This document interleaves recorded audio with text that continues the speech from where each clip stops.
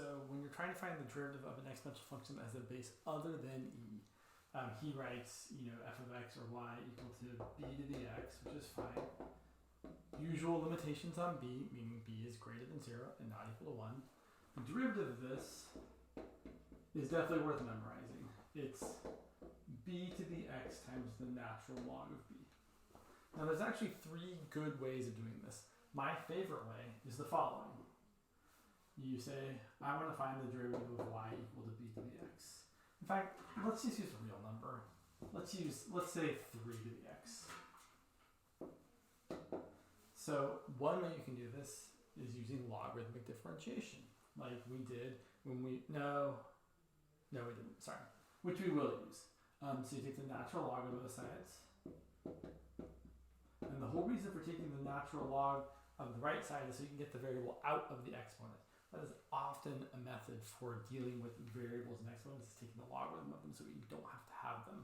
And we'll also see that when we do log and semi-log graphing. And then we bring the x down. So natural log of y equals x times the natural log of 3.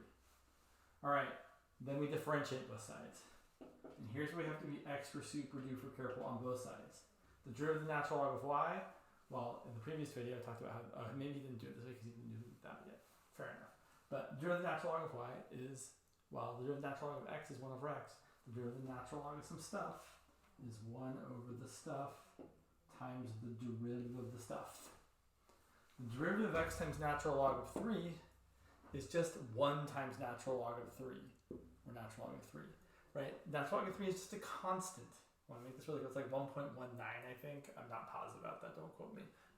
Right? You know that if your function is like 7x, your derivative is just 7, right? This is a line with slope 7. The derivative of that line is just 7.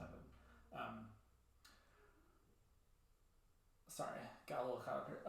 In a similar way, if you have the natural log of 3 times x, the derivative is just the natural log of 3 times 1. And now if we solve for y prime, you get y prime equal to y times the natural log of 3. So y prime is equal to y, which was 3 to the x, times the natural log of 3. So in general, if your function is some base to the x, the derivative is that same thing times the natural log of the base.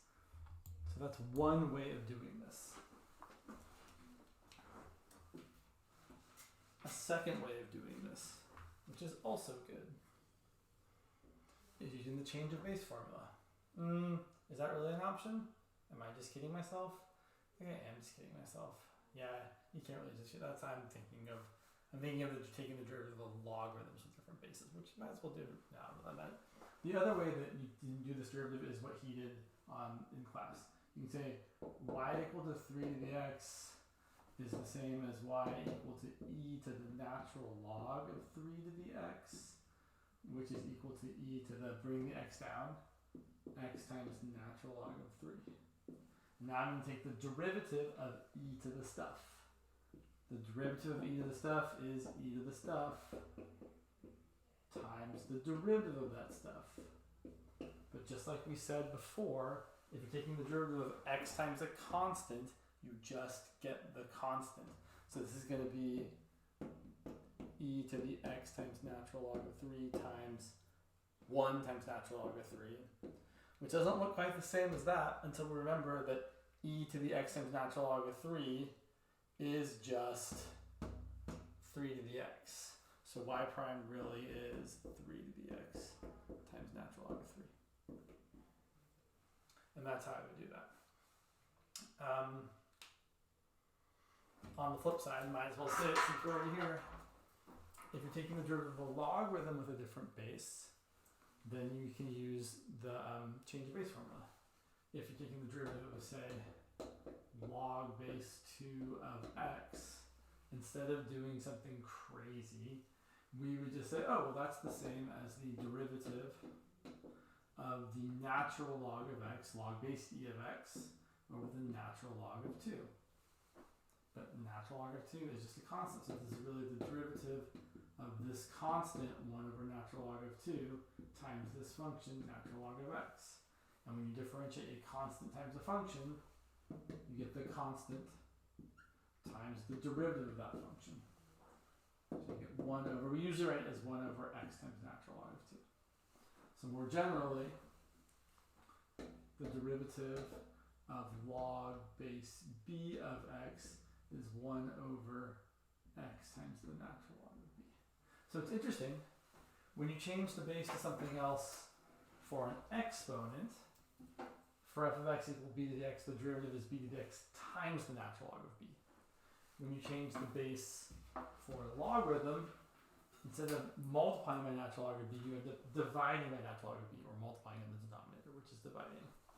All right, the last thing I wanted to say, he did do an example of logarithmic differentiation. He did the derivative of x to the x. You can't use the power rule. You can't use the exponential rule because your base isn't a constant. Your base is not 3. Your base is x. It's a variable. So we differentiate something like x to the x. I'm going to do a slightly different example. Let's say we're doing, what's a good one? Let's do, sorry, I have to think about this. Let's do f of x equal to sine of x to the x. So I want to differentiate that. First, I want to write it as y equal to sine of x to the x.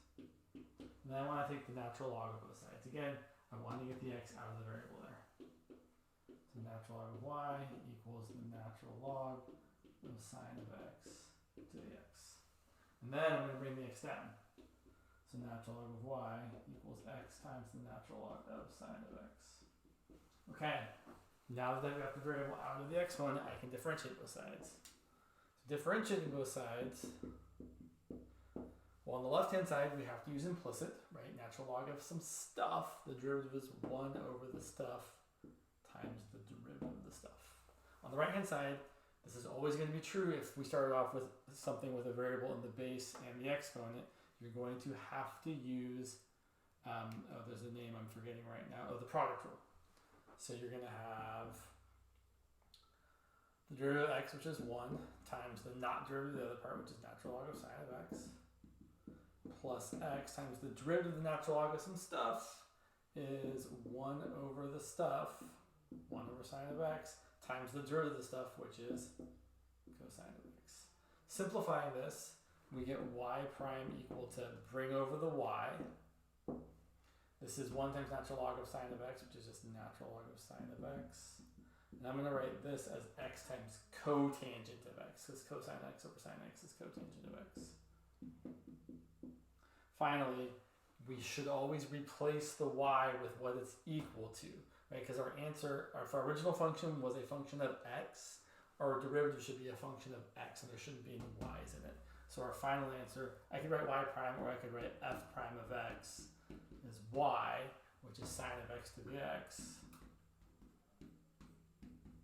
times all this jazz here. Natural log of sine of x